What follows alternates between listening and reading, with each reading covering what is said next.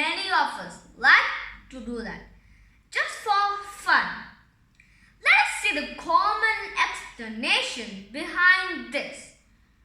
The joints in the fingers are the easiest one to crack, but it's possible to crack many other joints such as neck, wrist, hips, shoulders and so on. All these joints are called the synovial joints, the most flexible one in our body.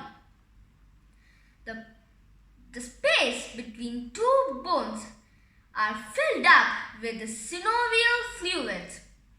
The primary use of this fluid is to cushion the bones and to glide each other. These fluids contains lots of dissolved gas molecules that forms bubbles when you stretch the joints. By bending, these bubbles suddenly collapses by giving a pop sound. The effects of this process will remain for a period of time, that is, after 20 minutes only, you can recrack that joint. So next time if you do this, please observe. Thank you.